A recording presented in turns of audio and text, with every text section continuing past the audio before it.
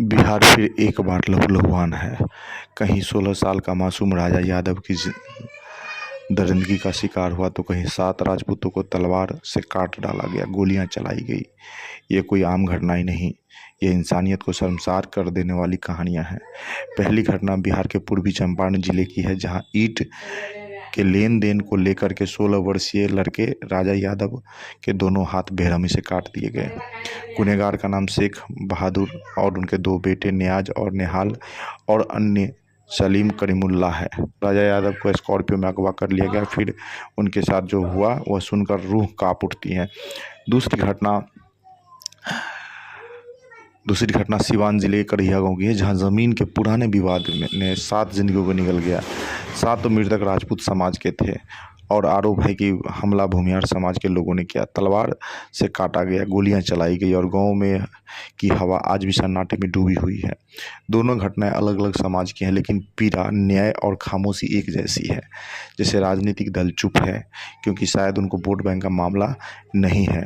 ना राजद बोल रही है, ना महागठबंधन बोल रहे हैं और ना ही विपक्ष। सिर्फ ट्विटर पर शोक जताकर चुप बैठ गए हैं।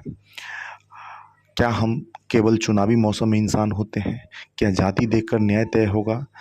क्या कहाँ है वो सामाजिक नेता जो हर मुद्दे पे झंडा लेकर निकल जाते हैं? क्या अब भी वो खामोश रहेंगे? क्या आज ज़रूरत है हम जातीय नहीं, इंसानी नज़रों से देखें।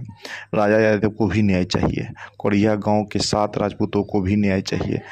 बिहार सवाल पूछ रहा है, कब तक जात पात की सियासत और कब मिलेगा इंसाफ? सवाल ये भी है कि हर एक जितने भी जातिवादी नेता हैं या जातीय संगठन हैं, सिर्फ सोशल मीडिया पर अपने समाज के सफल व्यक्तियों को ढूंढ कर उनकी पोस्ट करना, उनकी तस्वीरों को पोस्ट करना और वाहवाही लूटना, क्या यही तक वो जातीय संगठन का काम रह गया है? क्या मंदिर मस्जिद बनाने तक ही सीमित हो गई है सारी चीज़ें? क्या लोग अब अपने स्वार्थ के लिए, अपने एजेंडे को पूरा करने के लिए जातीय संगठन बना रहे हैं? सवाल तो कई हैं, लेकिन आप ज़रूर कमेंट सेशन में अपनी बात रखिएगा। क्या तकलीफ़ों के टाइम में जात भूल जाते हैं लोग? क्या तकलीफ़ के टाइम में ये सारी चीज़ें भुला दी जाती हैं? दुख के समय में कोई खड़ा नहीं होता है? सवाल और भी बहुत हैं। सवाल ये भी है कि हम चुप रहेंगे तो अगला नंबर किसी और का होगा, शायद हमारा भी हो सकता है। समय है आवाज़ उठाने का। तो आइए कमेंट सेशन में आप अपनी राय ज़रूर दीजिएगा। और इसी के साथ वेस्ट 24/7 न्यूज़ को देखने के लिए आपको दिल से धन्यवाद। हो सके तो एक शेयर कीजिएगा। धन्यवाद।